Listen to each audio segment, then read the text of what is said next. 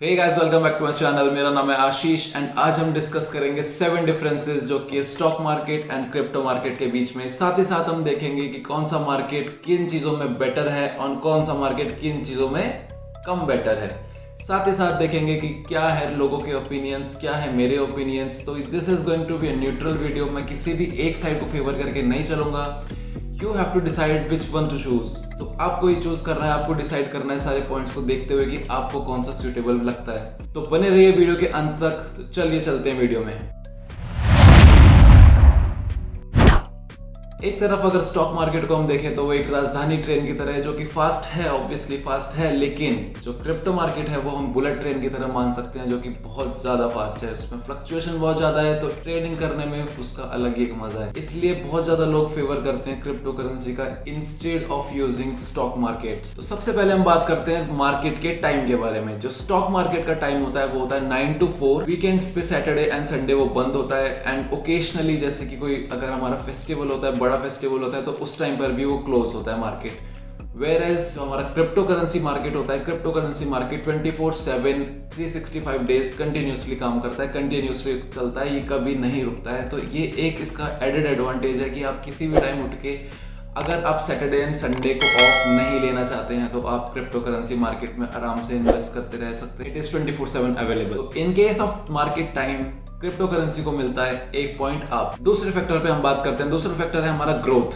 Growth हमारे किस में ज्यादा है? ग्रोथ हम अगर क्रिप्टो करेंसी में या फिर स्टॉक मार्केट में चूज करते हैं तो विच वन टू चूज फ्रॉम। अगर हम ग्रोथ के सेक्टर में हम बात करना चाहते हैं तो सबसे पहले हम बात करते हैं स्टॉक मार्केट में। ऐसा नहीं है कि स्टॉक मार्केट में ग्रोथ नहीं है, ग्रोथ है, लेकिन कॉन्स्टेंट एंड स्लो ग्रोथ है as compare to crypto currency.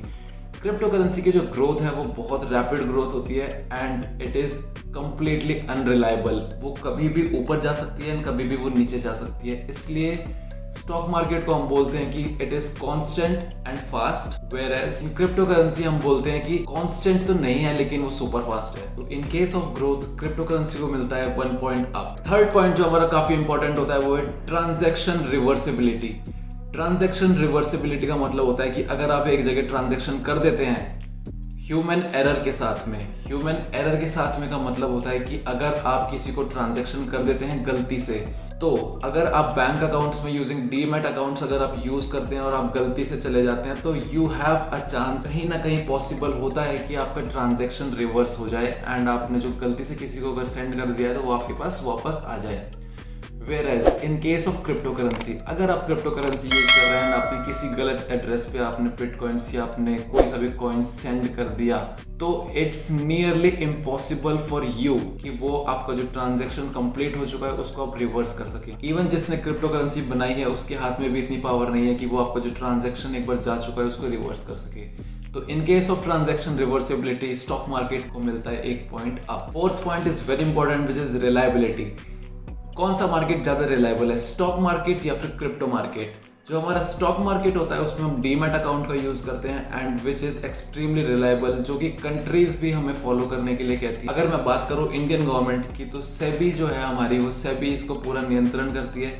And साथ ही साथ इन केस ऑफ क्रिप्टो करेंसी अगर हम बात करें तो रिलायबल है, वर्ल्ड वाइड अगर हम देखें तो वो रिलायबल है, लेकिन कंट्रीज इसको एक्सेप्ट करने में थोड़ा हिचकिचाती हैं क्योंकि कंट्री हर कोई सोचती है कि in the worst case scenario government डरती है कि अगर किसी भी वर्स्ट केस सिनेरियो में हमारी करेंसी रिप्लेस हो जाती है अगर बिटकॉइन से या फिर किसी भी ऑल्ट कॉइन से, तो वो एक बहुत बड़ा झटका हो जाएगा कंट्री के लिए, क्योंकि कंप्लीटली जो कंट्री की करेंसी है वो एकदम फेल हो जाएगी, पूरा सिस्टम फेल हो जाएगा उनका एंड सारी की सारी चीज़ क्रिप्टो मार्केट में चली जाएगी, क्रिप्टो करेंसी में कन्वर्ट हो जाएगी।